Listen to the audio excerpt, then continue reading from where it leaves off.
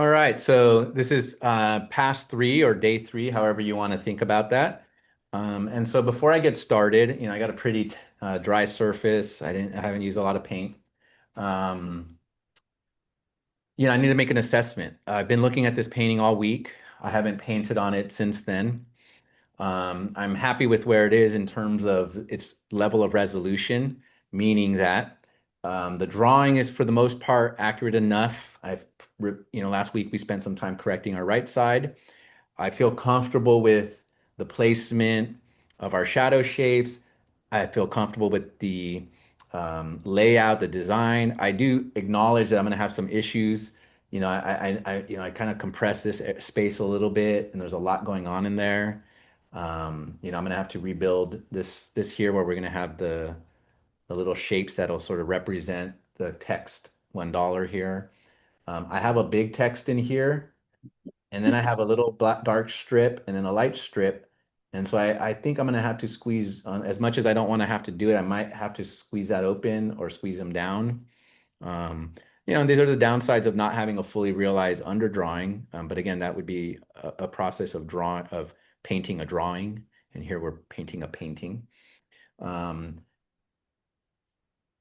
so in terms of like drawing issues and everything, I think I'm fine with that. In terms of like, I'm happy with the edge quality. Everything's sort of still loose, so I can continue to work from general to specific and strengthen those edge qualities while also adding, more accurate descriptions of the shapes, etc. The other thing I'm thinking about is color, right? Over the week, I realized that, and it's hard to see on the screen. The color is inaccurate, but in real life, it's a little too hot, meaning that it's a little too warm when I compare it to what I can see on the wall. It's a little too hot, and that has to do with chroma, right? When something has too much chroma and it's a warm color, it might appear to be hot. So by hot, I just mean it's a little too warm. Um, and so that means I'm going to have to shift to a cooler color. I'm going to have to desaturate it also, remembering that when we tint a color, we desaturate it. Tinting automatically desaturates the color and also cools it off a little bit. So that is going to be the first thing I'm going to address when I start my painting today, because then I can sort of make some more correct decisions in here in relation to color and value. That being said, if this wasn't an exercise about accuracy, it would be fine. There's no one that would know that the temperature of this cardboard is actually cooler or the value is different. But because I'm trying to learn how to, better my color mixing and my ability to perceive color, I want it to be a little bit more accurate. So I might start there. I don't want to spend too much time there today because I do want to get into some of the more specific details. Well, it is day two or day three, sorry. On our first pass, it was okay to use terp, sorry, I should say Gamsol. It was Christian, okay. I have a question. Did you start recording? I did, yes. Thank you. No problem. Um, so one thing to determine is, I might have to make my paint more fluid, but we're on pass three, which means in pass one, it was okay to use a little bit of my Gamsol, my mineral spirits, to water out my paint or to make it more fluid so I can draw with it. On day two, I didn't add anything to my paint. It was just the paint and whatever oil is in the paint. Day three, if I decide at some point that I need to dilute my paint, make it a little bit more fluid, I would use oil instead of my Gamsol. This is important. It follows a general rule that we paint fat over lean. This means that um, we should paint layers of paint that have more oil content on top of layers of paint that have less oil content. Fat referring to the amount of oil. So in our first layer, we diluted it by adding Gamsol. Gamsol um, thins out the paint. Um, and so subsequent layers should be thicker. Our second layer had just the pure paint. And now if I decide, to add oil, anything to make it more fluid, it will be the oil. And so to begin with, I'm going to add a little bit of my walnut oil that I have here. Just might as well use the rest of what I have here. Just gonna put a little bit in my jar. I keep it in a jar that I can then close tightly. That way I can reuse my oil. And that's just like these little Excuse me, Christian, Uh-huh. for for acrylic, is there a similar type of thing that we should do? With acrylic, I think you could get away with using water. You don't have the same property issues. So the reason why we want thick uh, fat over lean is that you want the layers to dry properly. So for example, if you have a layer of paint on the surface, and let's say that layer has very little oil content, or let's say it has a lot of oil content, you put a thick layer of paint, and so you have this layer of paint that's very thick, and then on top of that, you put a layer of paint that has less fat in it. That thick, Right, I understand, but I was okay, thinking for acrylic, is it the same type of process just with water? you won't have the same issue because of it's not made out of oil, right? So Right. um and I'm just going back and explaining this for anybody watching the video that doesn't know why I would say this. This fat over lean. As a thick layer dries slower because of the oil content, the layer on top that you put less oil on dries faster. That will dry before your oily layer dries, and as that layer dries, it shrinks. If your top layer on top the oil layer shrinks, um, if that top layer dries faster than the bottom layer, as that bottom layer starts to shrink, it's going to pull on the surface and it's going to crack that top layer that you put. That, or you'll find that your oil won't even adhere to the surface. It'll start to bead up. It'll start to like turn into little beads of oil paint. Um, but if you're working with acrylic, you don't have that same issue. And so you just need to make sure that your layer is fully dry. And so you can add water, although they have other mediums you can use, like maybe like a retarder, something that slows it down, or something that speeds it up. And then you might have different qualities at that point. But for the most part, with the acrylic paint, just use less water than you used in the previous layers. But you're generally all right if your layers are fully dry. I'll have this on here. I might not even need it. I might have for a third layer, it might be fine just to use um, the paint itself. All right, so I'm gonna try to mix a closer color. I might not brush it over the whole thing because I do want to get to the middle as soon as possible. Last time when I tried to mix my cardboard color, I started off with orange, and then I added some white. I added a complement to neutralize it. Um, and so I started from the bright side and the more saturated side, and I tried to move towards desaturation. Maybe I've started off too far away from that desaturated. Maybe I need to start off from the more saturated side. And so perhaps I want to start with the opposite and start with the slightly larger purple, batch of purple. Purple's a pretty strong color, so I don't need that much. I have my shop rags here.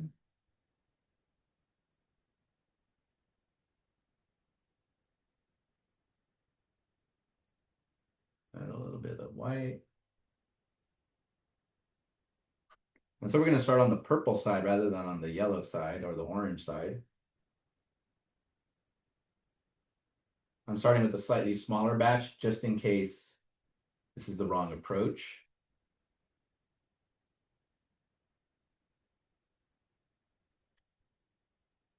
We'll bring that over here, here.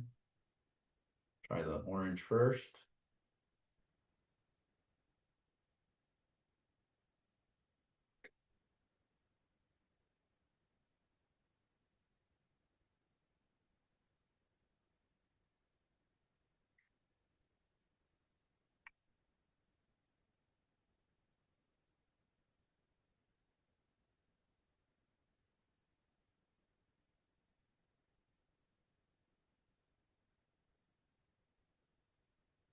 And we're getting a little too pink, too cool, too pink, maybe a little saturated.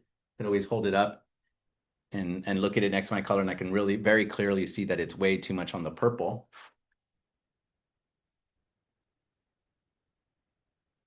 So we'll work our way back towards that middle color with our orange.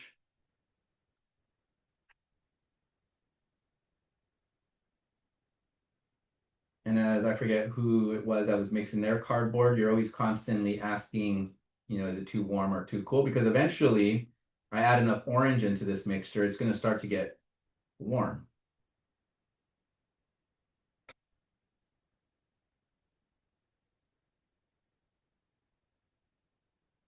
As it moves warmer, it starts to change colors. So it becomes less and less, descriptive to say purplish. And now it's starting to look reddish. As it moves towards reddish, what is our complement to neutralize the amount of red? Anybody? If it's reddish, what's our complement of red? Green. Green. Green. So we could use a greenish color. So it's reddish. It's not quite red. So we don't have to use a straight green. So we have two options to neutralize it. So I can ask myself, when I look at the board, when I look at my cardboard, as it neutralizes, as it goes more desaturated, I can see that it actually moves maybe towards a blue versus a green. And again, it's ish, right? This is red-ish. It's not quite red. If it was pure red, I know I would go with green, but it's red-ish. And it's reddish moving towards the purple, because if you remember, we came from purple towards this color. So that means this reddish is still leaning towards that purple. So in theory, we could use the greenish blue that is slightly closer to purple, or we could use the green that's closer to yellow. We don't, I don't necessarily know. It's, different formulas for different mixtures. So I can try both. I can try one. I'm going to go with my instinct and say, maybe it's the blue that leans a little warmer towards our purple. That's why we keep this in order. So we always know we're going around the color wheel. That's why we have, what we call palette discipline. So I'll add just a little bit and see what starts to happen. A very strong little bit. I'm going to put that aside. And I can see that it's starting to do what I want, what I was hoping it would start to do. And that's neutralize while getting a little cooler and getting a little bluer. There we go.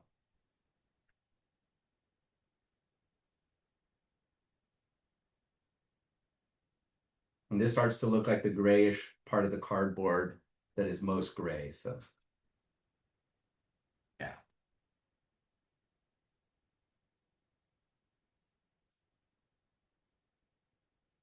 Warm it up a little bit with my green, because again, the green is moving towards the warm.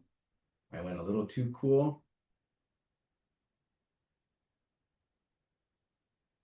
And that's very close to the darkest color of my cardboard.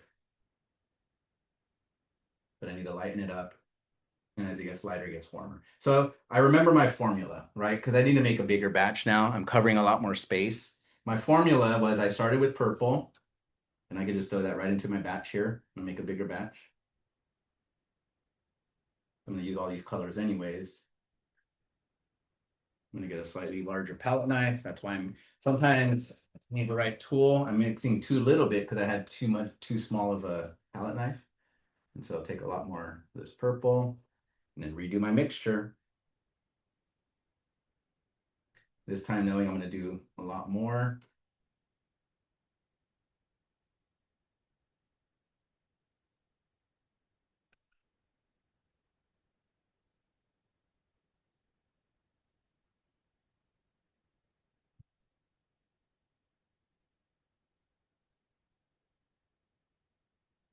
Take even more. I'm going to make a really big batch.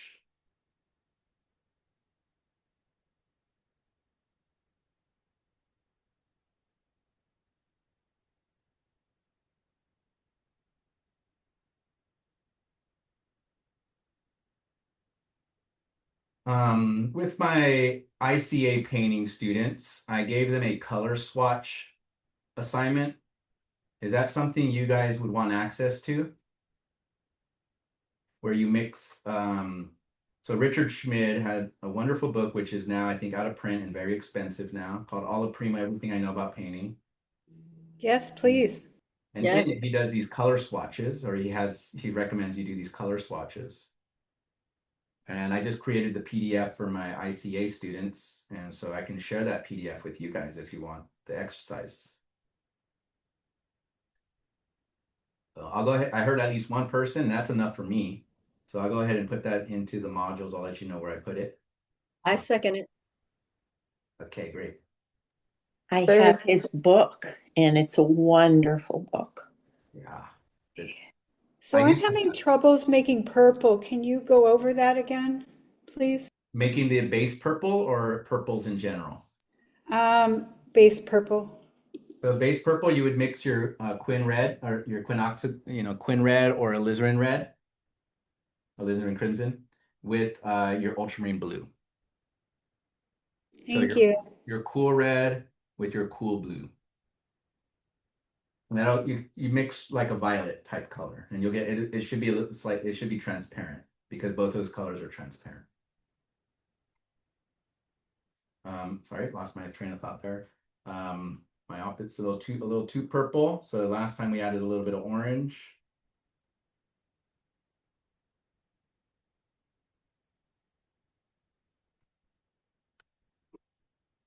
This time I was trying to add a lot more white because by the time I ended up with my base, the color, which was more accurate, it was a little too dark, but it was in the ballpark in terms of accuracy.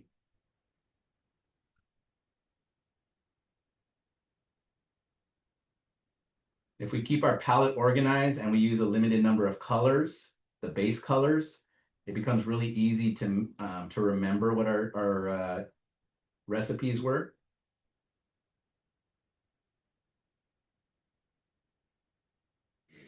Can we make a red or do we need to have that as a primary? Red, so the primary colors are colors you can't make. So you can't make a yellow without yellow, you can't make a red without red, and you can't make a blue without blue. That's why they're called primary colors. Secondary colors are made 1 + 1 = 2. One primary plus one primary equals 2, which is orange, green, and purple. That's secondary, so number 2. And then tertiary is any number 2 plus a number 1, or 3 number 1s to make a tertiary. 3. Does that kind of make sense? Right. So like Yes. right, 1. Until I taught color theory did I realize it was actually a math equation.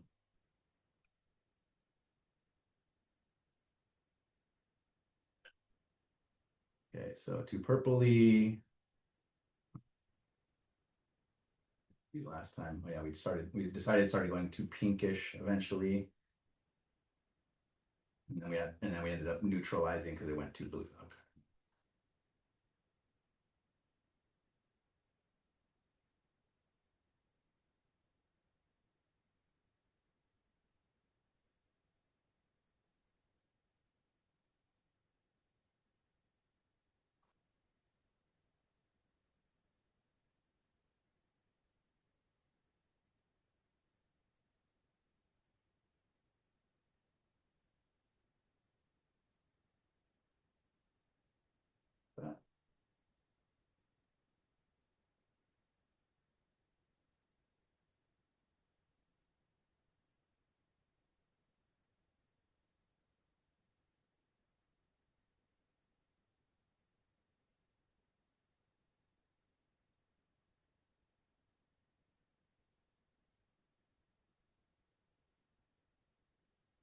Was painting on glass in my ICA class, and my students liked how easy I was able to clean up, and they all decided they were going to switch out to black or to glass palettes. So I'm doing comparisons, and I'm looking at my color. It's getting really close. I think I desaturated a little too much, so I got to bring up some chroma, but the gray feels really good in it. And again, my main color being orange, but orange might saturate it a little too much. So I could first try adding my warm yellow and see what that does.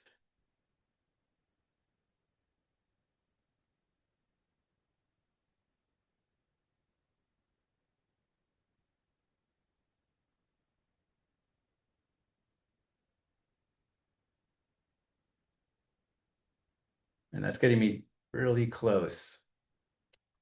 It's a little too paled out. So I'm just going to add a touch of orange to bring a little bit more chroma. So the yellow helped lighten it up because yellow is a lighter value. And it did move it a little warmer, but it didn't add quite enough saturation. And so I know orange has a slightly more saturated chroma in it, or a stronger chroma, I should say.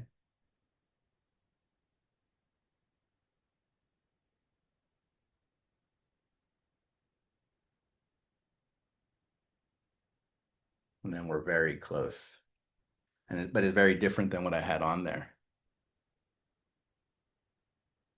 And I know some of it gets a little bit more chromatic to the left. So I'm going to make a slightly separate file here. So that's what I just mixed, the slightly more paled out, darker side. I can put a little bit on there to see what it looks like in comparison. And then I can take this here and make a slightly warmer version that's slightly lighter, because it is a little warmer and lighter on that side.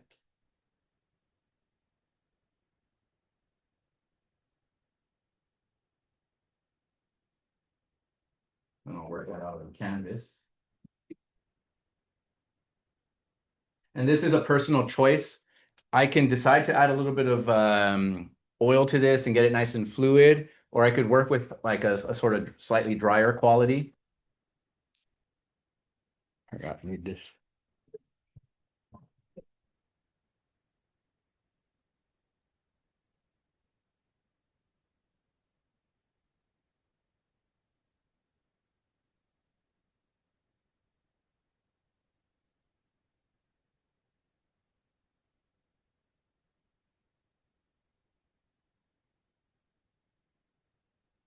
And then right now I'm just dry brushing over these shadows, knowing that I'm going to remix these shadows and repaint them a little bit.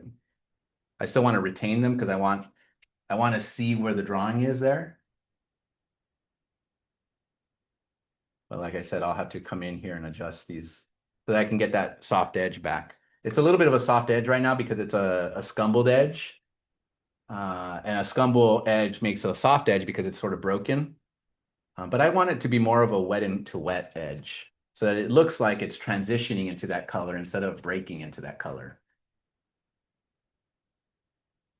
Like some of our peers in the class, I'm not too concerned about covering the entire surface. If some of it fades off at the edges, that's fine. I'm more interested in getting a more accurate color, value, and temperature. So like I said, I'm scumbling this in, but I could have added oil. I tend to appreciate a slightly drier painting. Kind of just depends. This upper area gets a little brighter, a little bit more yellow. So I'm going to go into my other mixture and kind of scumble that into this, starting off in this corner. And then right before they start to meet, right before what I just scumbled in starts to meet what I'm now putting in, I will create a transition color. And so I can just make that transition by taking a little bit of both colors, mixing them together. And then Can going in. you put both cameras on so we can see your They are painting? you they are you have to pin it. You have to pin them both. Okay, thank you. Yeah, no worries.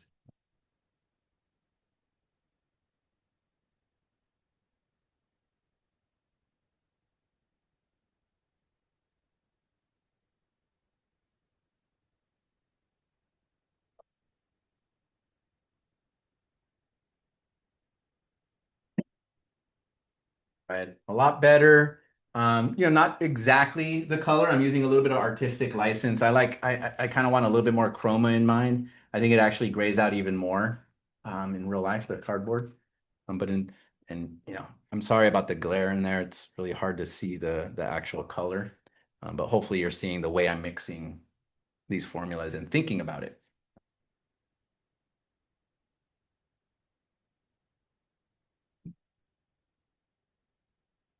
Now I can start to work into the body of the dollar bill. I feel like I'm comfortable enough with that. Right? I might just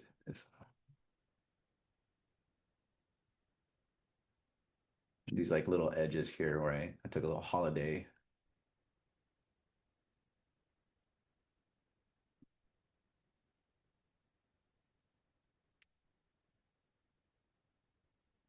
The palette knife works really well if you want like to retain like a little bit of a hard edge or something.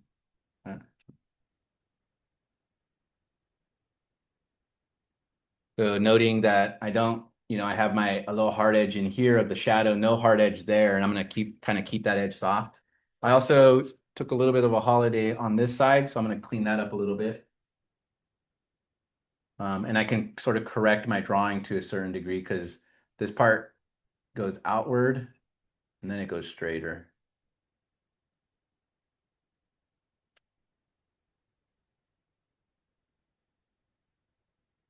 I'm going to be during the Laguna Woods art exhibition, community center art exhibition on Sunday. I don't know if you guys are going to attend that. That's sort of in your neighborhood, right? Is anybody participating? No? Would that be at the community center or Yeah, the Laguna Woods Community Center. do you have to get permission to get in? Once it's opening, I forget what the date of the opening is. I think it's open to the public, or it is open to the public. But I'm going on Sunday with a couple other jurors, so it will be closed on Sunday. Sounds like fun. Could be. I like jurying community shows. They're very different than judging other kind of art, but I really find it enjoyable. So I have a quick question. When I pin you, it takes off my other pin, so I can't have them both on at the same time. You should be able to have two pins at once. Maybe I'm the host and that's why I'm allowed to, but I thought you could have two pins at once. Anybody else having the same issue? I have 2 pins, no problem. Oh, I have the same issue. I'm experimenting right now, trying to see. I have Maybe an put it on, iPad and I can only do one at a time. I switch back and forth. Oh, on the iPad? I figured out on the iPad that if you put it on gallery view and then you pin the two, it works. Yes. Yeah, sorry, that you do have to do that. I had to go to gallery view and then I can pin two at once. If it's speaker mode, it doesn't work that way. Where do you see gallery view at? Upright, upper right, I think. I did that, but I still get replace pins, so I get one or the other. Once you go into gallery mode, then go to Yeah. the ones that you want to pin and pin them after that. Try that. And yeah, I did that, but it just Oh. says replace pin. It doesn't allow me to do two at once. I agree. That's the way mine's doing it too. So I do have it on gallery view, but I don't know. Sorry, I don't know. It seems like it's working for some and not for others. So I'm not sure what that's Yeah. or what that's about. All right, so now I'm getting into the actual dollar bill, right? I might even want to use, I put this on the side, not necessarily thinking I'm gonna be painting more of my cardboard. I might, like if I decide to rework that shadow today, right now it's fine. I'm gonna change probably the value of it. It looks a little bit maybe more green today. But I theoretically could even use this color in my painting of the dollar bill, and that would create a more harmonious color palette overall in the overall painting. So I'm going to go ahead and mix a gray green for my darker value.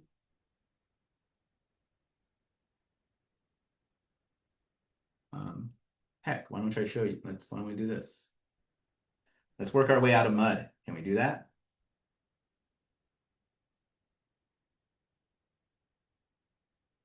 I might be setting myself up for failure. We'll see.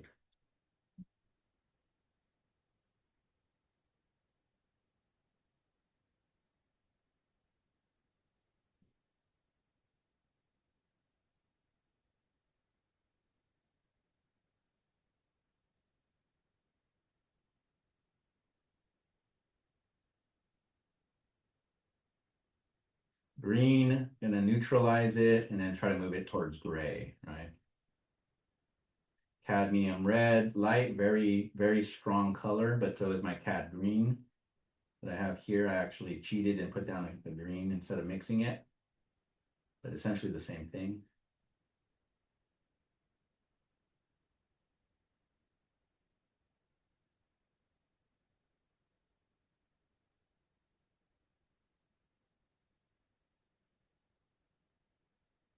To gray it out.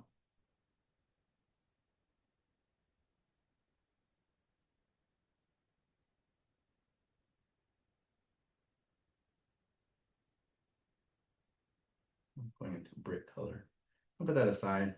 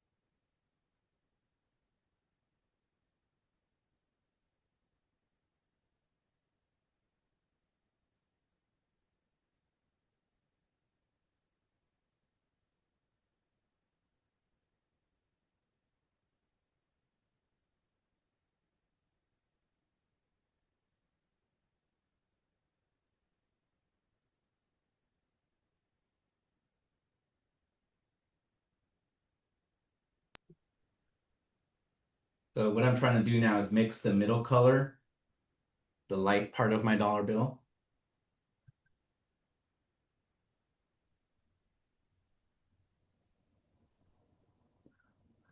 The middle value slash color, which is a little bit green tinted, but very pale.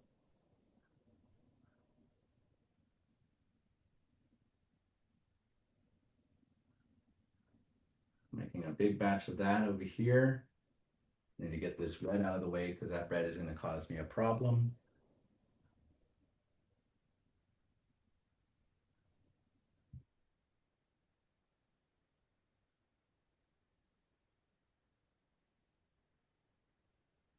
Even getting a touch of that red in here would have contaminated my entire pile, and I probably would have had to mix over. That feels really good for my light value when I look up there, but it is definitely my lightest, my highest key or my lightest value. As I believe it was Patty, we're going to try to start to work in our darks first. So I feel comfortable about this over here. I can leave that. Knowing that I'm probably going to use it in a sort of diluted fashion because it's, like I said, it's the brightest, where there's only really one passage or a couple passages. There's some wrinkles. If I ever get to that, I have a strong wrinkle here that has a ridge that bounces this way, so it catches the light on one side of it. This side of the dollar is a little brighter because it's curling this way. So I know I'll be using that, but for the most part, I'll be sort of dimming it out or not desaturating it, but slightly shifting to a slightly darker value. This over here is where I'm going to try to pull out my green color, but I need to go a lot grayer. It's still greenish. I have this on the side, this red color that I made out of green.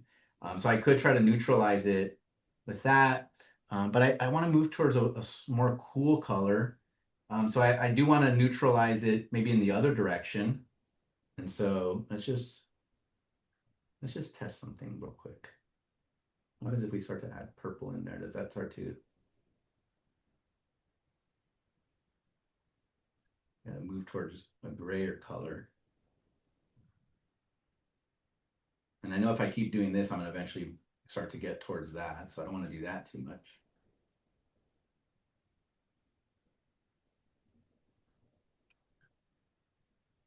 And some people, if you want to too, you could always keep notes of how you mixed your colors.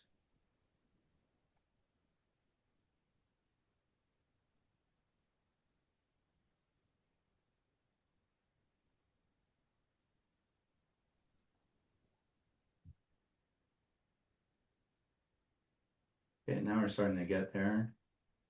Starting to get to like a grayer green. This actually be a good color for a lot of our in-between values. So I'm going to put that there. And then I still need still a darker green. This is why I should have, perhaps started with a larger master pile to begin with.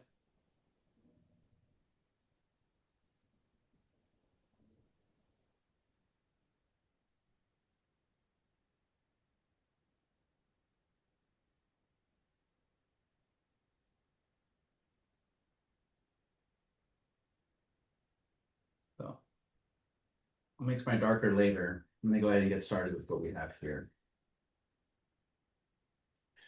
And so as I'm looking at my inside, a few things to start to define. I had to strengthen my drawing. I know I had some issues in here. I got to make a little bit more space for some of this information that's going to go in here. I need to strengthen some of my shapes, my value shapes. Right now it's very generic. If you remember at the end of the last demonstration, I blurred out a lot. I scumbled over and I kind of blurred everything out. I'm going to start with my middle value here that I decided. And I'm going to just see where does it sit in terms of my values up here. All right. Um, so it feels pretty good. And so I can start to redefine my drawing. I'm going to raise this a little higher.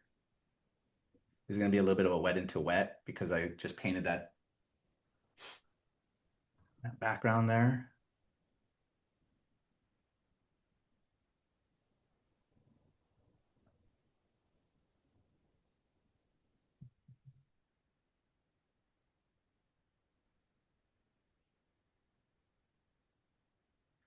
I have a lot of like little wrinkles here. So it's like doing this like where it gets bright and then doesn't, and then it gets bright and then kind of dies out. And I can do that in kind of impressionistic way here just by almost having like a dotted line, like a less solid line. And then as it straightens out, then I have this much more solid line.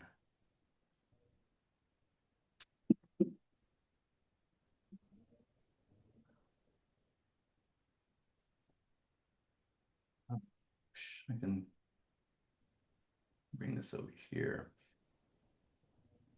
And so what I'm doing is making a sort of dark gray over here.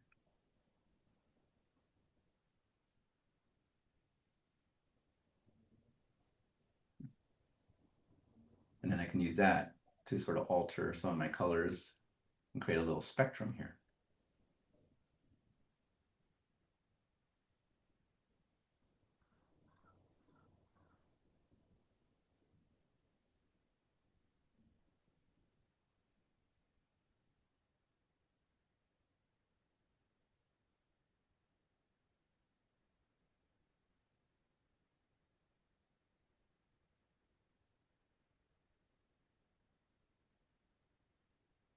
Again, thinking about my complements the whole way through.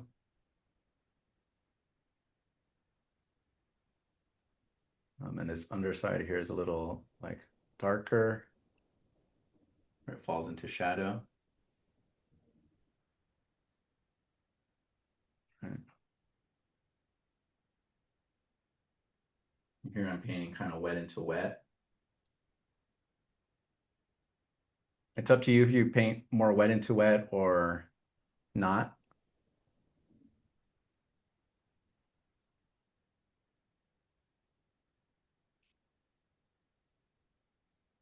And now I'm going to start to work some of my drawing inside.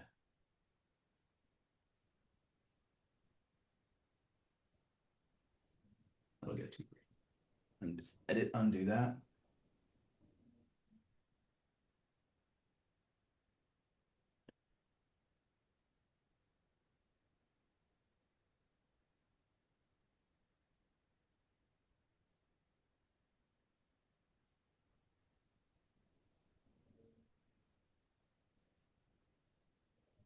Bit too much saturation in there.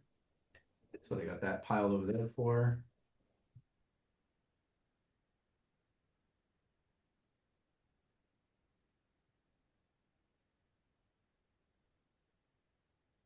Let's neutralize this a little bit more.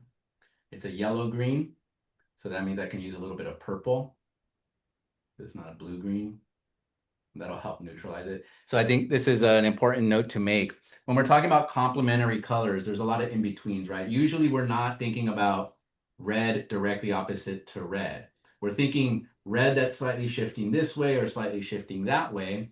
And similarly with the complement, you have to shift accordingly.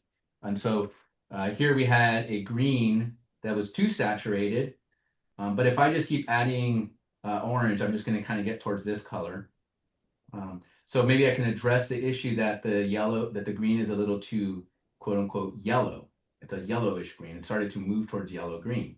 And so knowing that, I can start to move towards a purple, knowing that my complement of yellow is purple. And adding a little bit of that is going to help neutralize the yellow quality of the green and get me towards this grayer green that I'm looking for.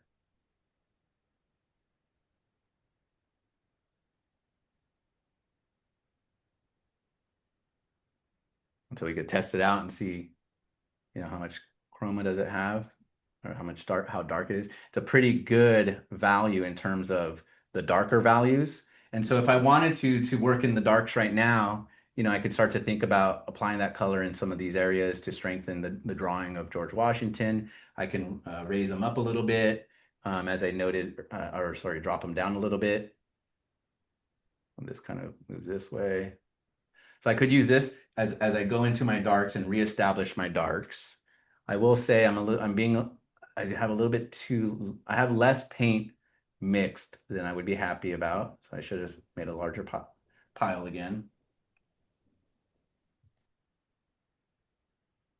And so if you're familiar with the idea of working your darks when you come back in, you might want to start there.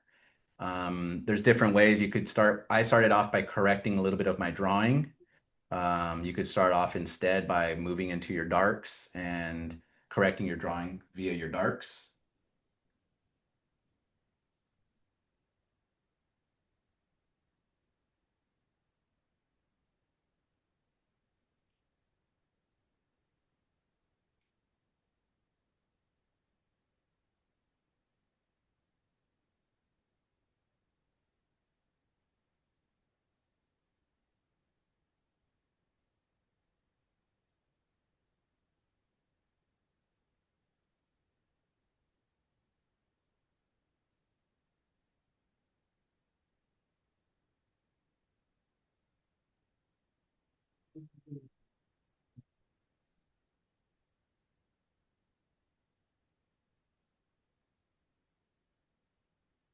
I'm gonna go ahead and take some time to make a bigger batch.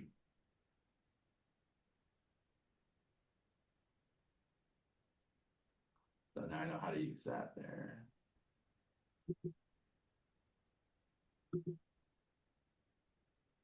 Let's walk myself back to that color. So first, too much orange.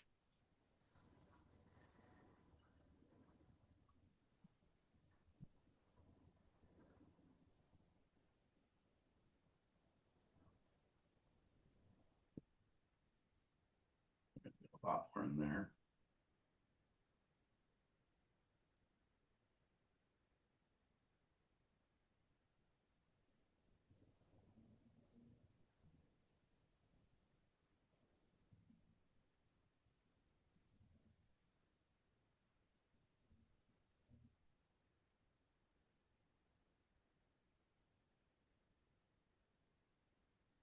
My first experience with oil painting, my mom used to watch those Bob Ross videos in the 80s or on PBS.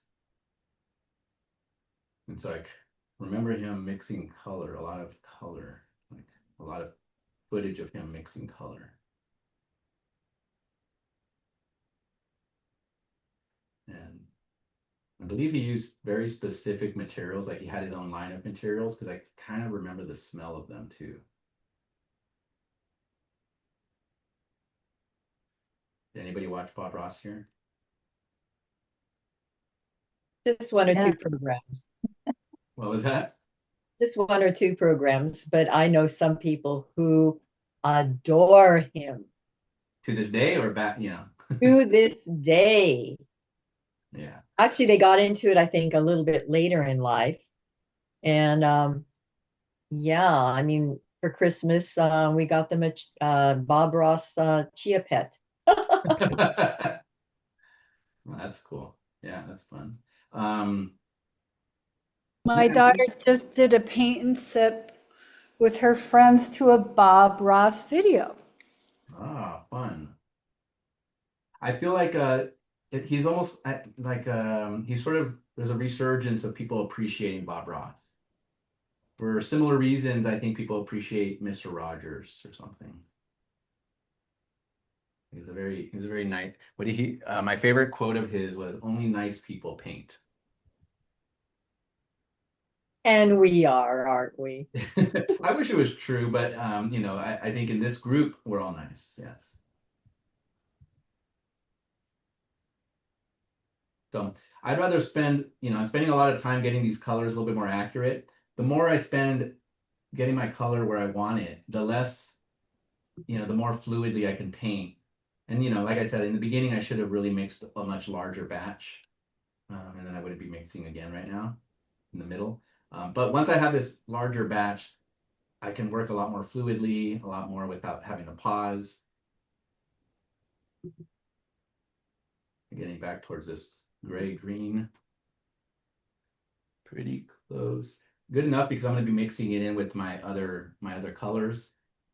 I had this white batch over here that I'm just going to make because I only have that there. So I'm going to make a big batch of that. That's similar to that. a little warmer, but I can adjust it. So I have bigger piles to work with now. And hopefully this means that I'll be able to work a little bit quicker.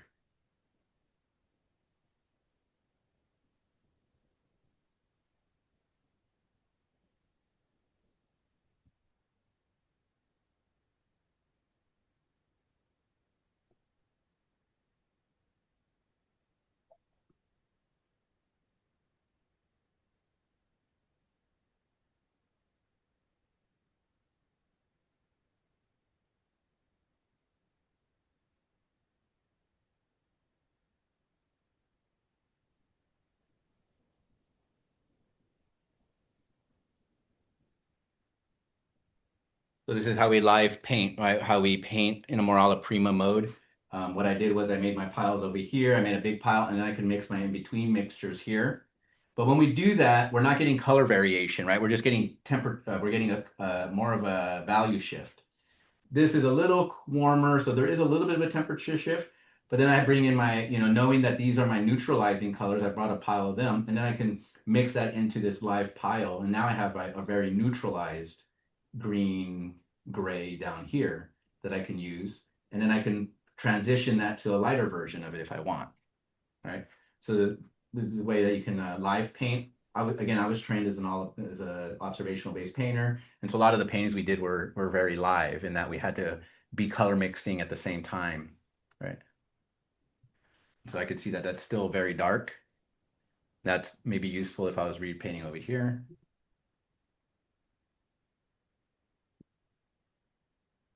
Normally I paint on a gray surface. This surface is a little too white, too light. So that was way too dark. I'd go way in here, add a lot of that, again, in the same family of colors.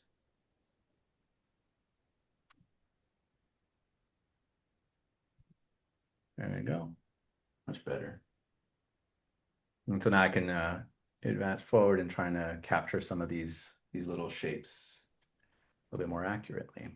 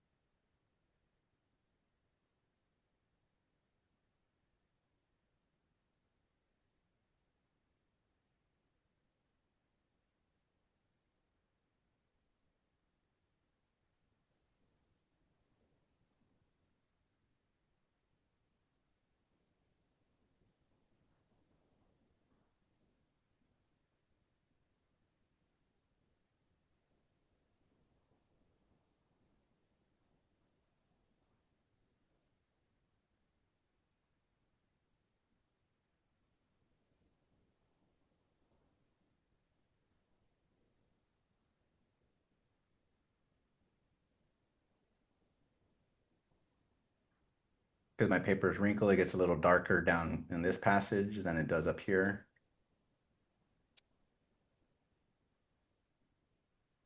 Shrinking down making this little strip here a little thinner, shaping this rounded edge a little bit more, but not super sharp yet. I don't need to get there yet.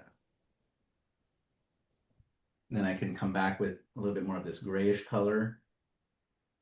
I can sort of capture the way that this kind of bends this way outward. I could take if I want, I can indicate that when I go inside here, it actually, this shape then actually alternates into a light shape. Place a little placeholder there for that. This corner gets a little darker, a little dark spot there. And then if I want, I could, sort of start to shape some of these dark values that are happening inside here. Keeping everything still kind of fairly abstracted. Squinting, looking at shape and value rather than the designs and the line work.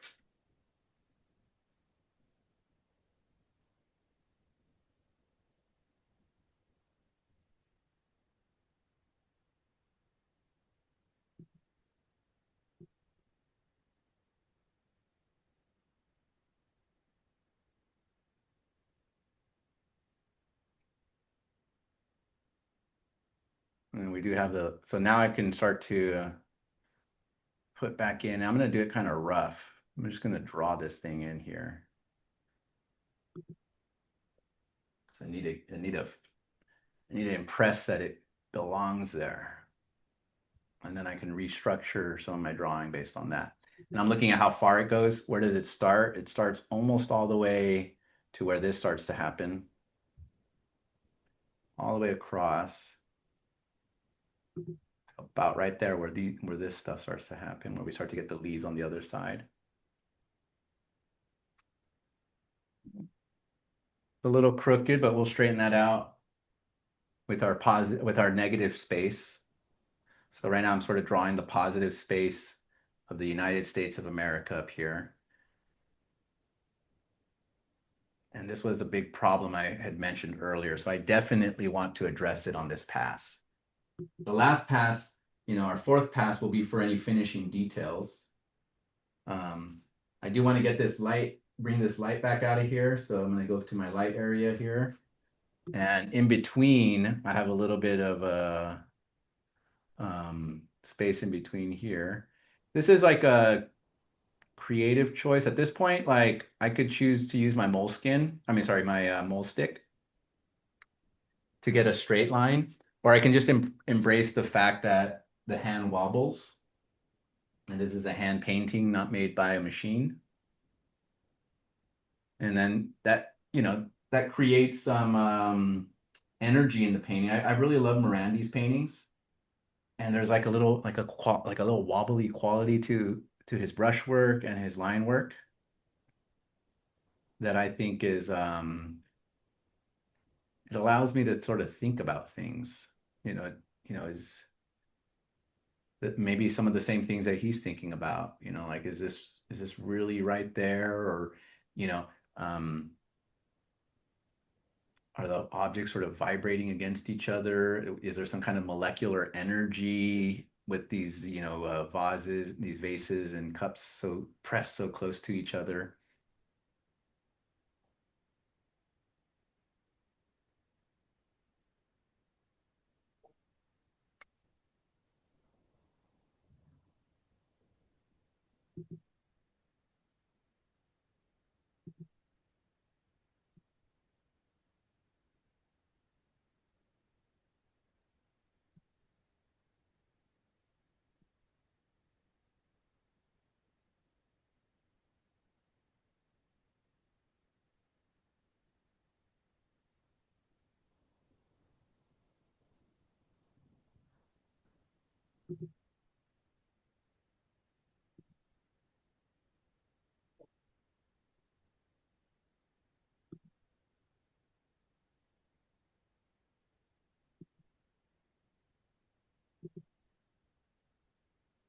When someone typing on their computer or something.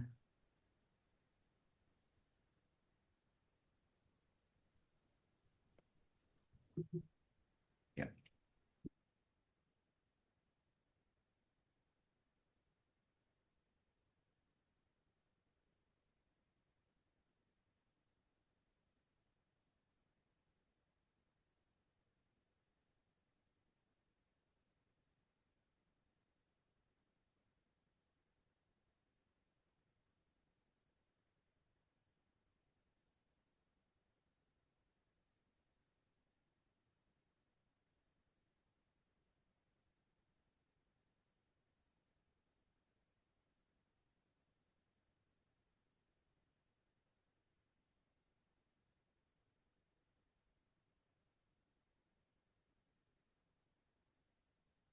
I'm just trying to get an impression of what this thing looks like. Later, I'll model it a little bit more accurately, or for now, I think it might be even too high, but we'll deal with that.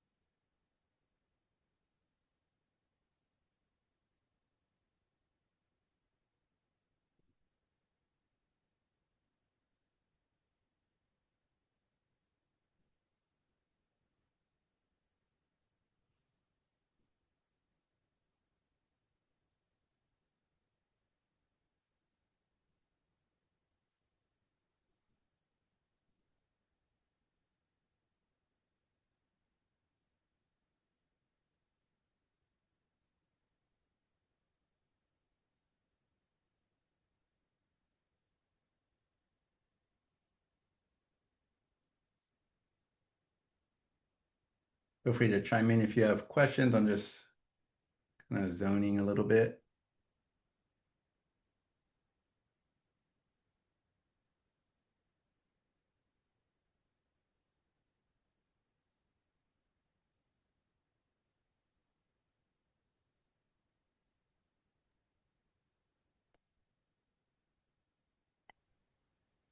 You referenced Jeremy Lipke. I'm Lip not, King, how do you spell his last name?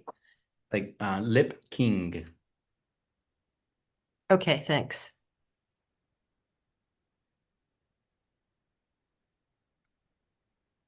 He helped sort of popularize the rise of sort of a type of representational painting in LA. And that was Okay, I found him. early 2000s was kind of that period of time where people were quote unquote rediscovering how to paint in the old traditional painting Got it. techniques.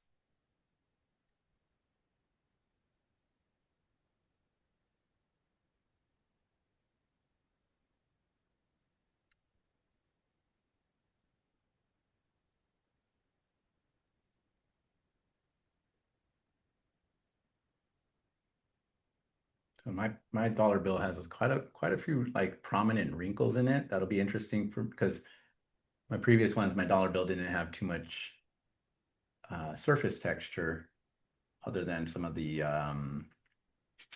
contours.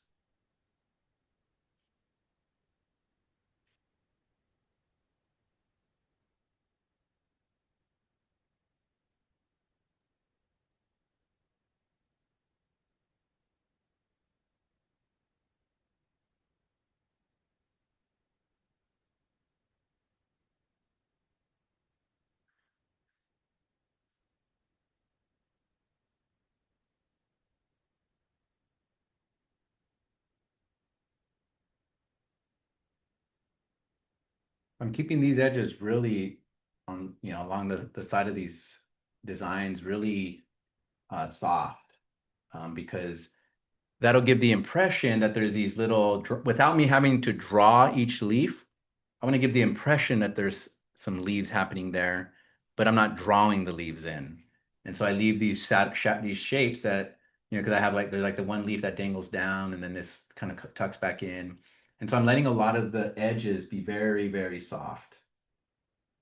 One of the reasons why the dollar bill is an excellent exercise to start learning how to really do like this live mixing approach is that you can see even if they get mixed up a little bit, if I get a little disorganized, it's all a similar sort of a similar color range, and so we can be a little bit kind of sloppy with some of our paint mixture as long as we're remembering our sort of temperature shifts and so forth. Here I'm trying to create the silhouette around the one. The one kind of bends a little bit this way because the dollar bill is bending this way too. And so this little line in here that indicates a dollar bill kind of actually does this and it kind of goes that way. Made it a little too tall here, but we'll cut that off later when we do the negative space.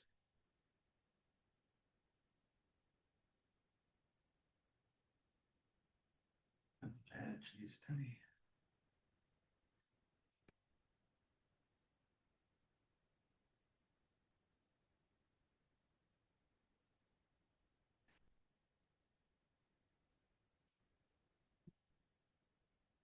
And it's thin.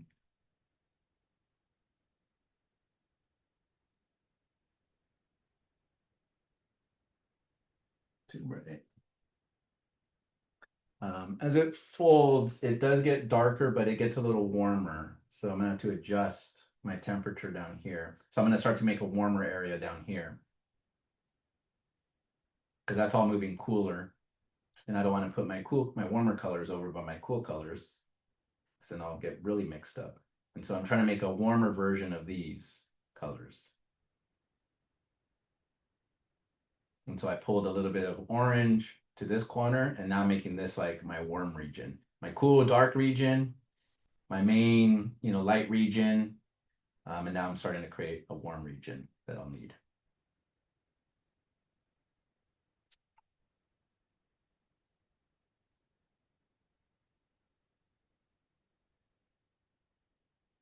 And then we lose the edge completely there.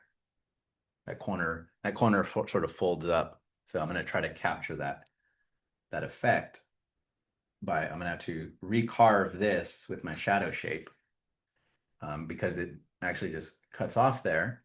And then this curls and catches a little extra light because it's curling out. And so I'm going to do that here, knowing that this is going to, and then it gets progressively darker again as it uncurls or sort of flattens out, I should say.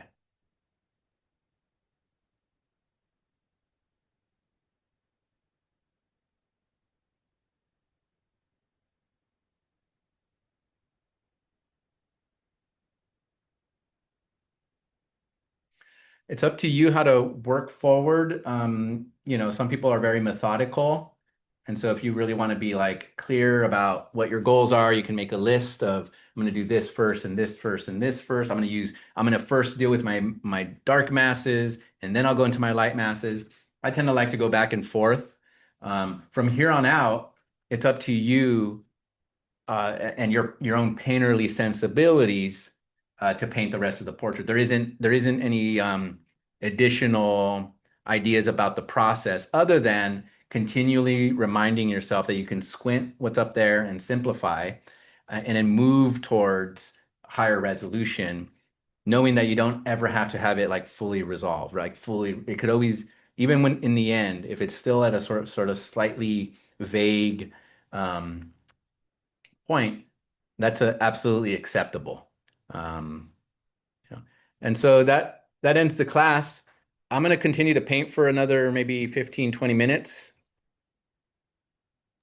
Oops, I just accidentally did something on my screen. Right.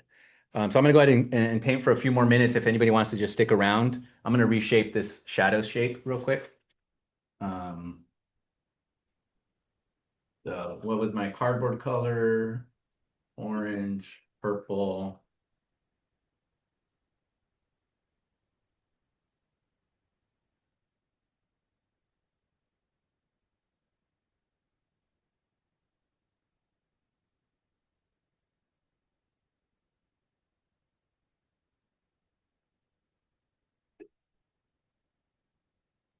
Very, So very I have intense. a, Yeah.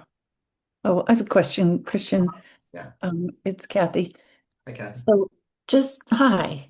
So just to reiterate, really, we're going from general to specific, Mhm. but in the end, it does not have to be a realistic drawing of a dollar. It can be more, something recognizable from across the room, like. Absolutely. I do, I know you just threw the word realistic, maybe colloquial, but I do make contentions with the argument, the idea of realistic. What I would say is, in the end, it doesn't have to have a quote unquote finish as we might imagine like a Bouguereau painting having a finish. Like it doesn't have to have all the details of a dollar bill to be finished. And the reason why I sort of like make a little bit of I always like to complicate the idea of realism or realistic, because if I take a quick glance at a dollar bill, that's still realistic versus me looking at a dollar bill and studying it for 40 hours sitting in front of it. Those are both realistic experiences, meaning that we all experience those things. I might even argue that a dollar bill that is painted and not fully resolved so that everything is depicted is actually more realistic than having every detail in there, because as we're all coming to realize, the realistic relationship we have with a dollar bill is that we don't always see all the little details, right? And in fact, very few of us stop and look at every detail of a dollar bill. Most of us have a quote unquote passing experience with a dollar bill. And so one could argue that a less fully resolved, where everything is drawn out, is more realistic in that dollar in, dollar out type of idea, right? It's like it's gone. So I always complicate, so for example, one painting might be visually more realistic, next to a painting that is more emotionally realistic, why are we giving, more value to the one that is, I guess more primacy to vision versus feeling, right? And so I always like to complicate the idea of what we mean by realistic. And so I wouldn't say it's unrealistic. What I would argue is, what I would say is if your final finish is slightly in a unresolved stage, that is okay. The goal of the assignment is not to have a highly resolved, high resolution image. Okay, understood. Thank you. And you're right. We're looking at this dollar bill, my mom and I, and we're going, I never noticed that. Did you? No, I've never looked at a dollar bill for so long, Yeah. ever. Yeah, and so again, what's a more realistic experience we have with a dollar bill, I would argue, is one that is in passing, one that is in a glance. Yeah, definitely. Thank you, Christian. Have a great day. Thank you, and you all feel free to leave whenever you feel comfortable. Like I said, I'm just gonna try to get the shadow shape because once I carve this shape, I'm gonna feel better about drawing, leaving it here for the week. Okay. I might paint on it while we're away, and I'll record if I do. Okay, thank you. Thanks so much. Thank you all. Christian. Have a I'm nice Thank gonna day. send, you. Enjoy your Christian, I'm weekend. gonna send you an email. Thank I will be on a cruise starting tomorrow, so I won't be at the class next week. But I'll send you an email. Okay, thank you and the email is helpful. It reminds me, so thank you. Yeah, and I'll continue to work on the forecast next week. But next week is not the final critique, right? We still have one more week. No, it's like after the break, so we actually have because next week we have class, right? Yes. Yeah. And then there's a break, and then we have another Oh, one. is that the one week break, or is a new? Or is the president? Oh, actually, maybe. Sorry, No, I'm we confusing with don't. my Monday class. Monday class was a break. Sorry, Right. Yeah, we still have classes till March. Yeah. I thought next Friday we have Friday and Monday we have them both off. Oh, Oh. possible. Oh. Am I mistaken? Somebody else chime in, please. I'll have to look. I had a class this morning. She says I won't see you next Friday or Monday.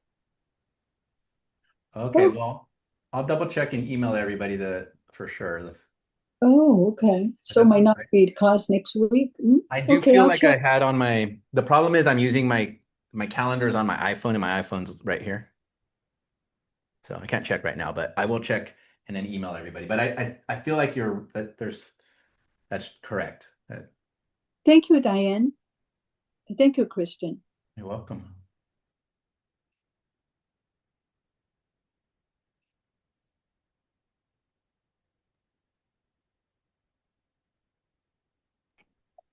Thank you, Christian. Have a nice weekend.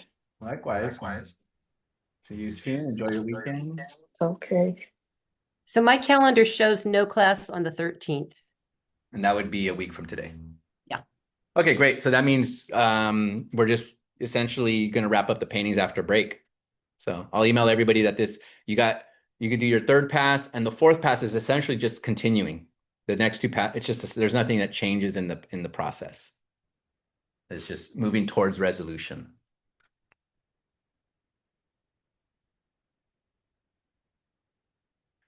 Is that mole stick?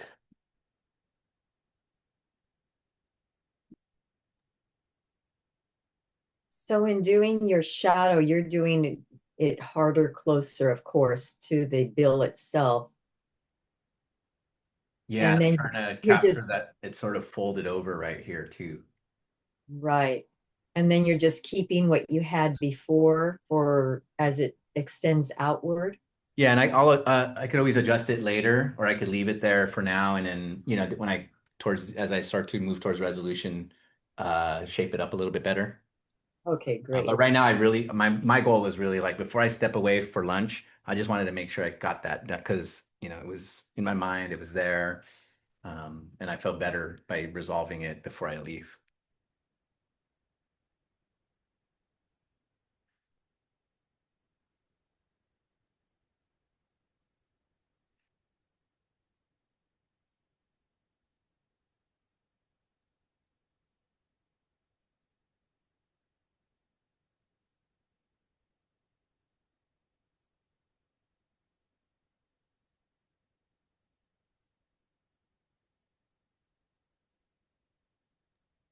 I've got to step away. So you have a fabulous weekend and everybody else who's left. Take care. Likewise. Thank you so much. Have a nice day. Enjoy your weekend. The beautiful weather. It is. Okay. Bye-bye. Bye.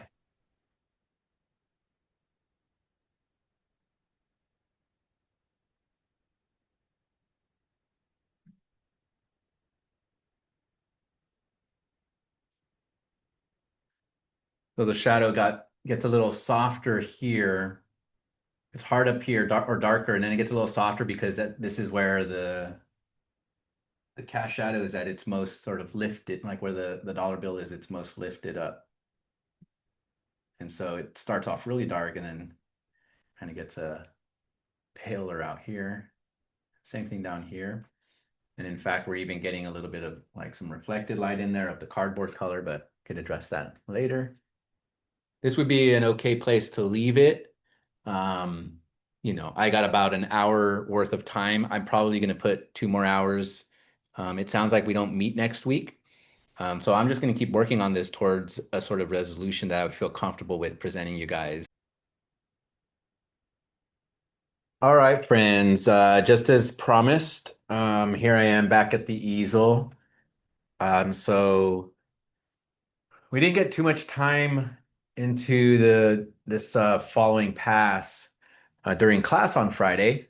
The critique went a little long, and that was great. I wanted to give everybody some good feedback. But that being said, we didn't get too much painting time last time, and a large portion of that painting time was mixing up some color batches. So what I've done is I've reset my palette. So I scooped up the paint that I had and made some slightly larger batches.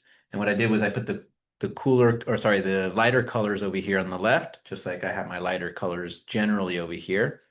Um, you know, Again, some of our light colors on this side too, as we, move around a circle.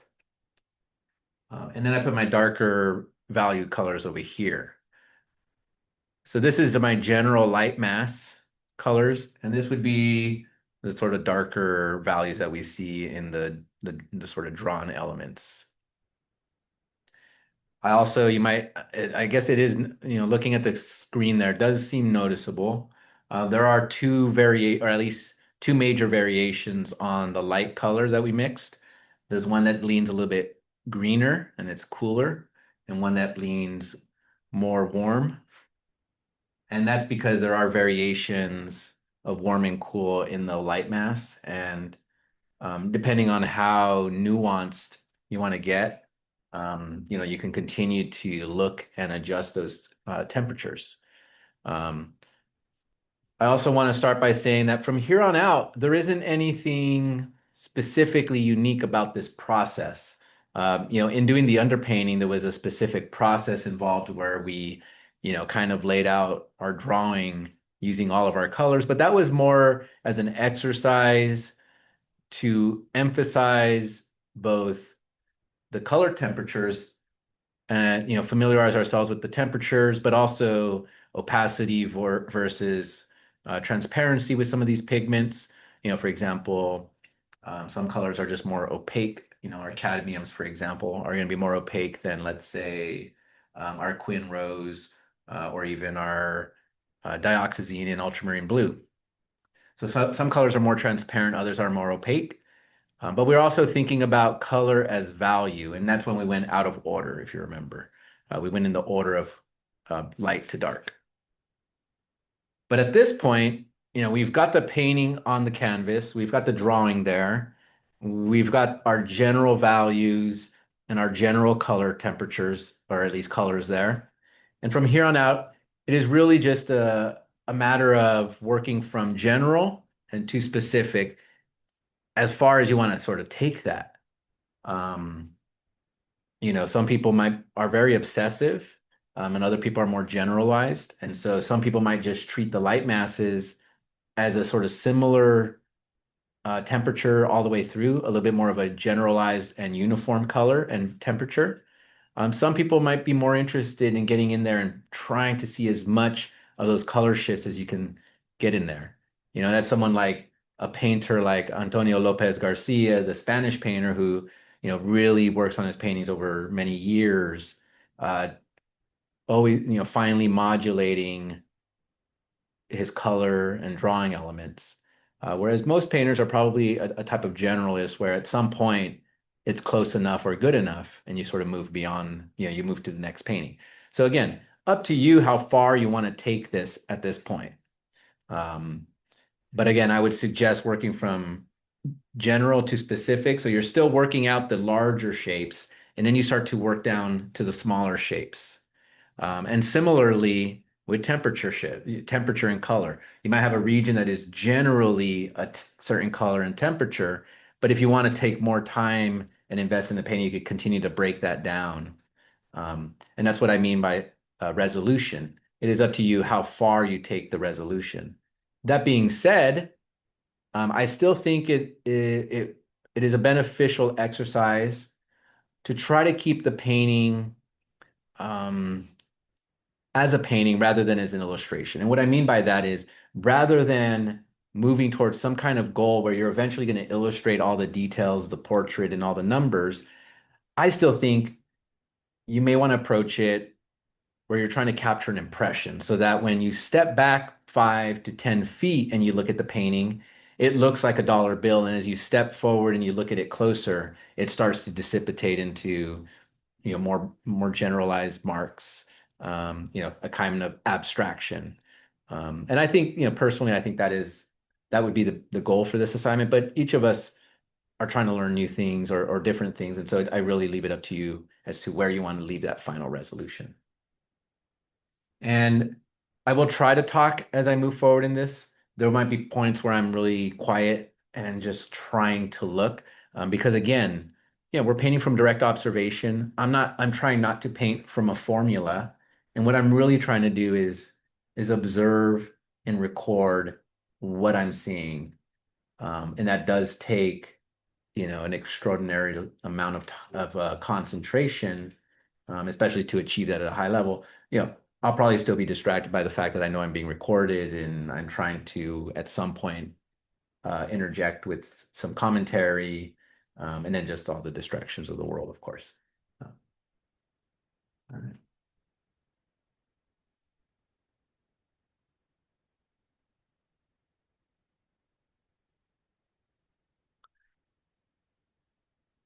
And you may recall that towards the end, my palette was getting a little messy, it was getting out of control. And that's why I like working on glass, because when that starts to happen, I can always do a palette reset, even in the middle of a painting session. And so what I did was I gathered up certain group set of paint into different categories, and then I moved them aside. I cleaned my palette, and then just reset my palette. And so now I have a clean surface to work with. I have my light values separated from my dark values, and so I can create gradients as I was doing at the end, where I might pull a pile here and create a gradient, use that, and then pull some color depending on how I'm trying to shift that value temperature or the intensity.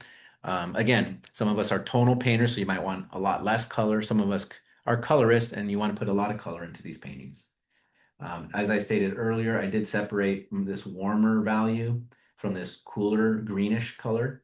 And then this one here in the middle just happens to be a little bit yellower than this. And I decided I could have mixed this in and had a larger pile of this and just altered it.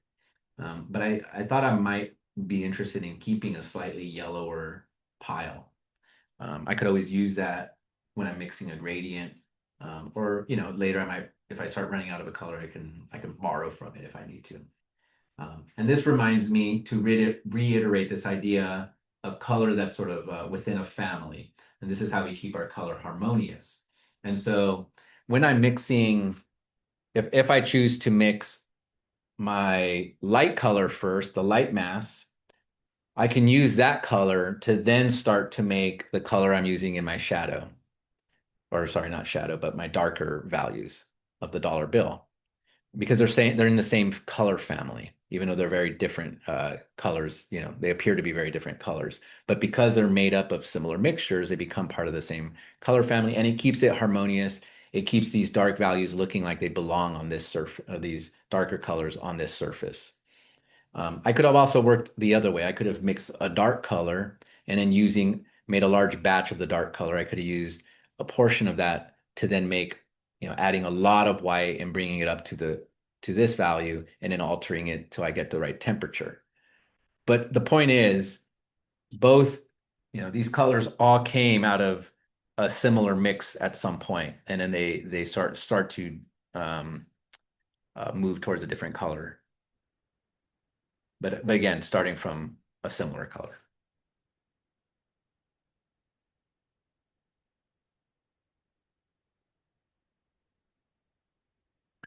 And so first thing I'm going to look at, and this is, I looked at it a few times during the week when I was here in the studio, walking in.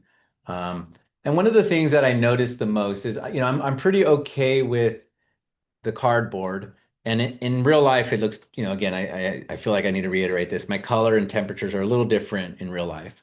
But it does, I'm satisfied with where it is at. I could always come back and adjust it. There's always room for um, reevaluation. But the thing that stands out the most to me at this point is the brightness of my dollar bill is still not bright enough. And the thing is, I have both this painting, but also my setup up here. Let's see, I'll move it briefly. My setup up there. I have them so that I can see both at the same time. And so I can easily see that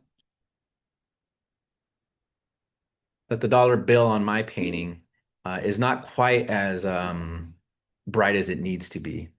And part of that could be that maybe this is too light. And so by darkening this, it might bring that out. But I suspect it's mostly that I haven't gone bright enough. And so that's one thing I'm gonna think about in terms of correcting, getting this brighter so that it reads a lot more like what I'm seeing. Um, and then the rest of it isn't what I would call necessarily correcting, but it's, breaking these down into slightly more accurate shapes, but also starting to get some of these sort of drawing elements in there. And you can start to see some of them already developing. But again, we're going to do that from general to specific as well.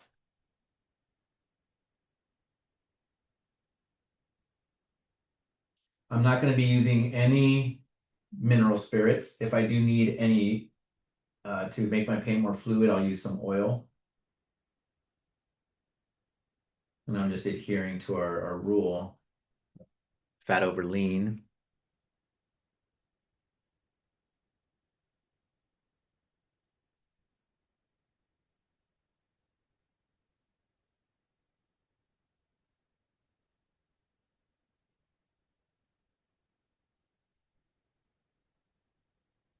There's this sort of highlight right here where the paper fold, there's like a fold there. So I'm kind of using it as a drawing mark, meaning that by adding this line that's a fold, knowing that later I'm going to modulate it a little bit so that it appears to be a little bit more of a fold. Um, I'm giving myself a drawing element so that I know, do I need to raise that or drop it a little bit? What is my distance here? So in a way, it's a little bit of a tool to help me start to move towards a slightly more accurate drawing.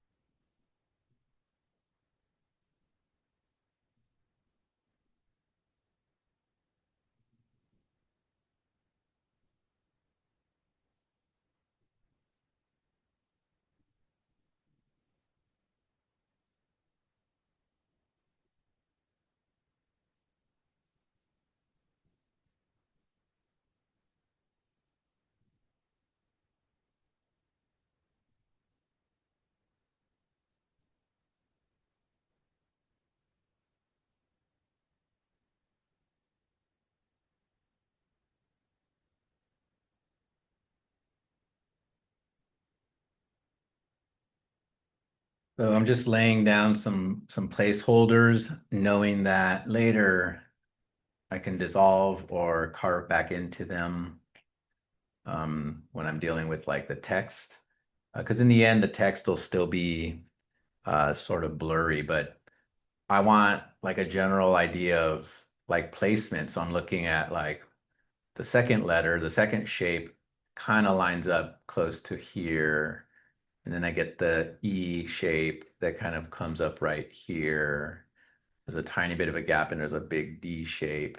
And so I'm just getting a general idea, and it's largely for um, kind of drawing purposes so that I can use these as a way of indicating what goes where. But also like I'm just kind of saving that. I went a little bright on it, knowing that they are pretty bright, but I'm gonna knock down some of these shapes with smaller shapes later.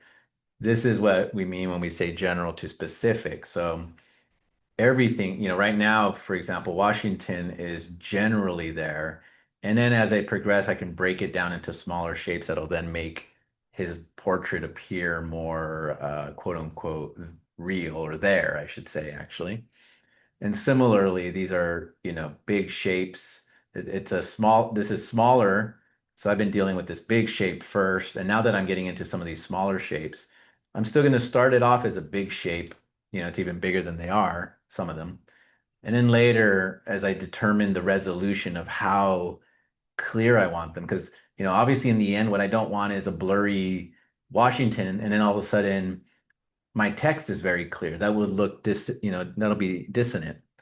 And so I don't have to decide on the final resolution of this until I have a better idea of what my resolution of the overall painting is going to be. Yeah.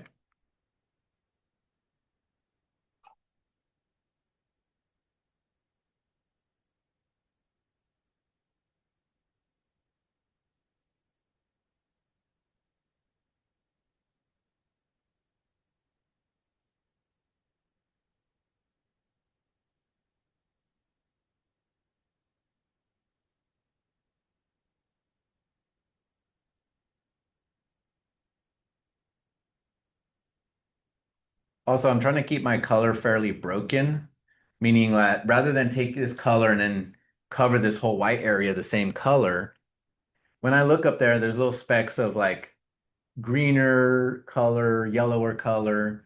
And I'm not yet ready to make, like I kind of did over here where I made this solid decision because there's a strong fold there. And eventually I might carve it out, meaning that I'll make it look more like a fold, or in the end, it might even blur out and not really be there.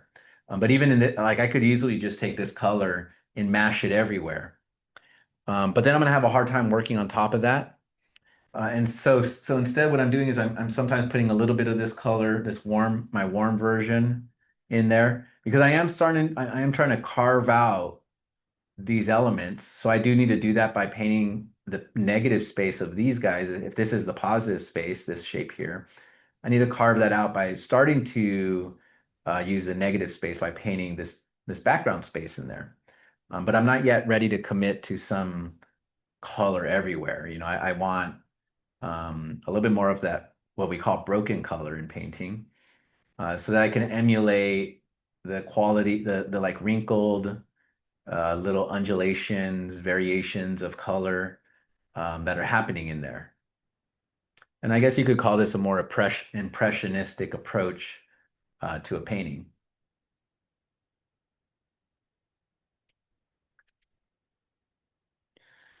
When I get to some of these edges, as you noticed on this, may have noticed on this side, then I'm definitely a little bit more precise with both my mark making and my value decisions. And so when you saw me do that earlier, I mixed up a value that was sort of between this darker value and then transitioning in there and just kind of laid this little drawing element in there. This little like crest, I don't know what these things are called, but it kind of curls that way and goes out that way. So I started to break that shape in using this like middle value.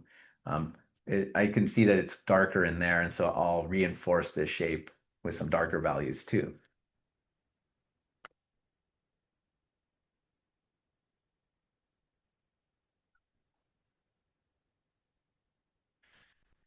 We also, at this point, I'm also looking at little details that I will eventually have to decide whether they're going in there. One of them I did kind of put in there, there's like a little banner in here, which you barely see. Right now in the painting, it's a little too prominent, but I put it there to sort of help me draw, because then it's like that gave me an idea of the width of this thing, and then where am I going to start laying some of these down.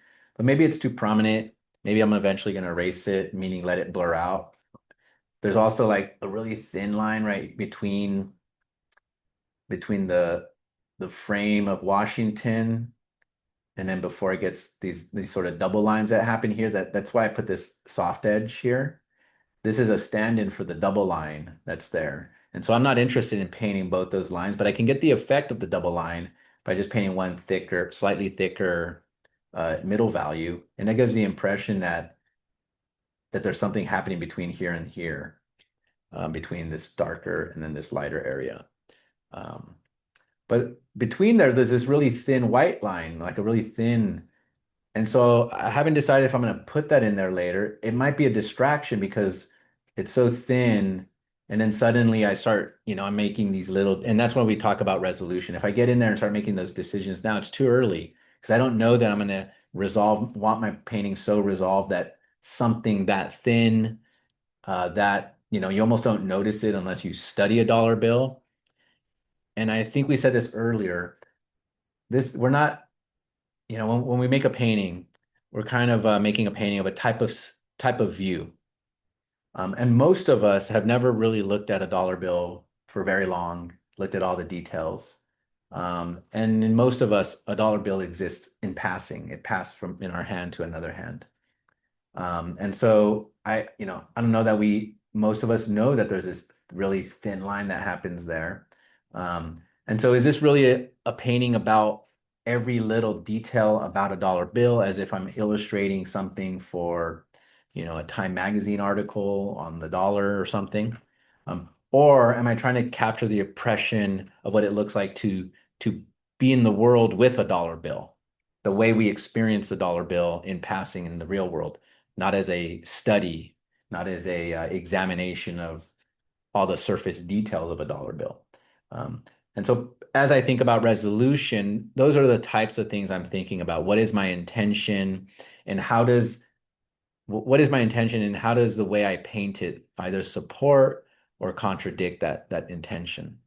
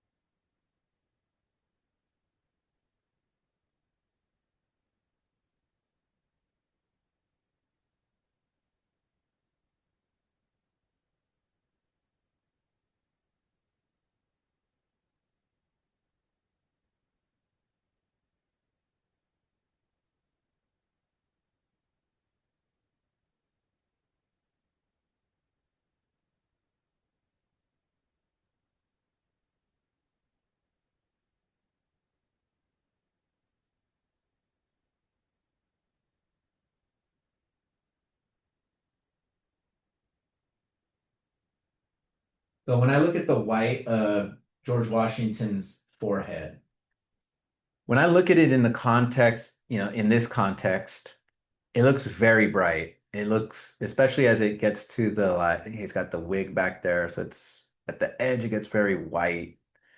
But if I were to open up my view and see this at the same time that I'm seeing this value, see the value out here, at the same time that I'm looking at this value, rather than isolated in this area, I can see that value, as bright as it looks when I first look at it, is not as bright as the values out here.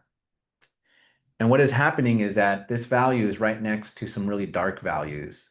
And so when I look at it in that context, it stands out as being lighter than anything else. But as soon as I zoom out and I look at that value in the context of these other values, I can see that even though it does get pretty bright at the edge, the forehead or the general mass, if I squint my eyes again, making my eyelashes touch each other,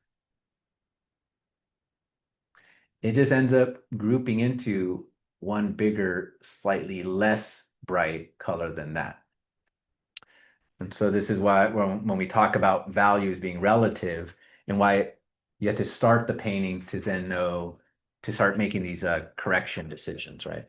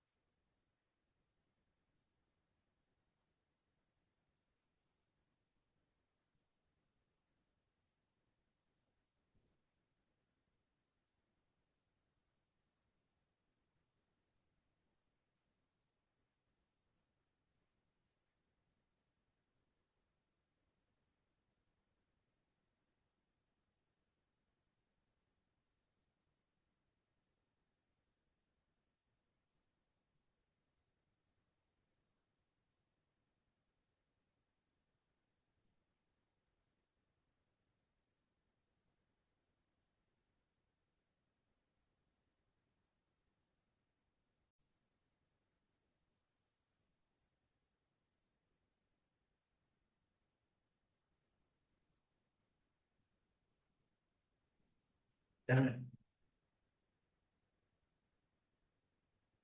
I took a little break there.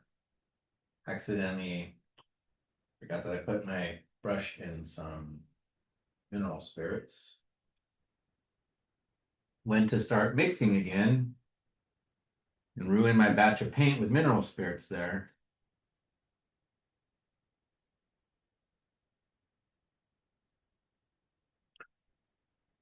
I finally put in my green circle there.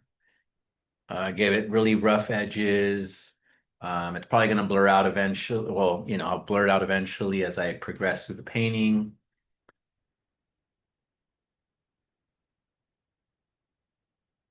Let's see. All right.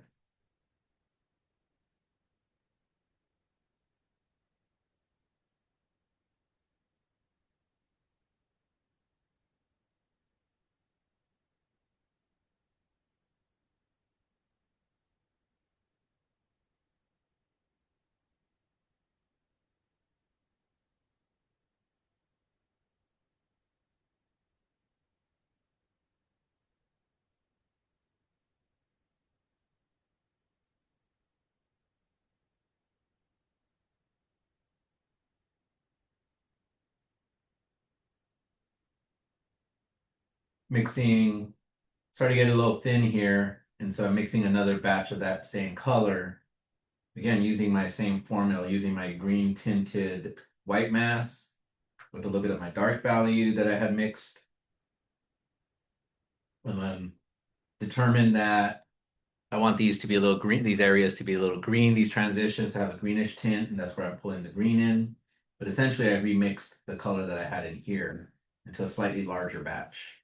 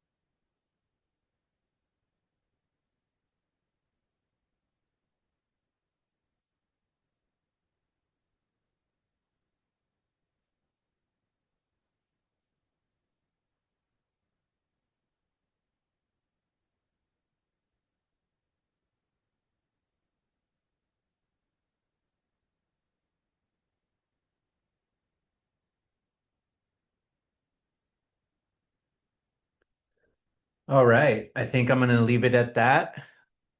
Essentially, this is where you would continue to do through the rest of the process, continuing to correct, adjust.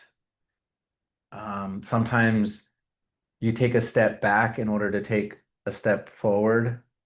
And so there's certain things I did.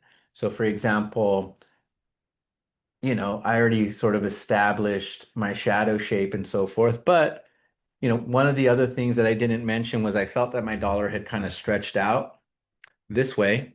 And so you may have not noticed, but I've been slowly expanding the thickness of my dollar bill, which was going to be necessary anyways, because I needed to make more space here to get all this information in there. But by making it wider, it sort of corrected or at least a certain amount of correction to the fact that it was too long by going upward and kind of just changing its shape a little bit. And I did that by sort of expanding some of my edges up here and down here. What I did, which I think is very hard for you to see, is that on my edges that I just expanded a minute ago, I actually went really warm and kind of almost a color similar, like a color related to this background, for a couple of reasons. One reason was I wanted to give it a little bit of a, you know how like the dollar bill, it's not quite a crispy edge, my dollar bill, because it's a little bit older of a dollar bill. And so over the years, the hand rubbing the top of it kind of has a little bit of a soft, fuzzy edge. And when I really look at it, it's almost like that edge has a little bit of warmth to it, maybe because I'm seeing part of the cardboard behind it, sort of blending with that edge. There's a lot of, it could just be an optical thing that's happening and not something that's really happening up there. But I felt that when I started to expand it, I actually brought in this like little warm kind of tannish color at the very top as I expanded it, and it kind of even mixed in with a little bit. And I did the same in the bottom, but it also gives the appearance that the edges of my dollar bill are sort of folding or at least moving over, and that is what's happening because again they're sort of worn. Um, and so that's something you can't see, this little subtle temperature shift that I added in. But not only was it a temperature shift, I also went a little darker than what the actual stripe itself, which itself you may have noticed I'm adding highlights from when it folds up and catches the light, and then when it moves, it moves real flat in some areas where it doesn't catch that light, and then it kind of pops up again. There's a fold here, a diagonal kind of thing happening here where you see the edge pop up and then it flattens out and then it pops up again and flattens out again. So there's these little subtle notes that I'm making, which some are working as kind of these little marks. Some I'm going to have to continue to modulate as I progress if I decide to, do another pass. So those are some of the things I was doing at the end there.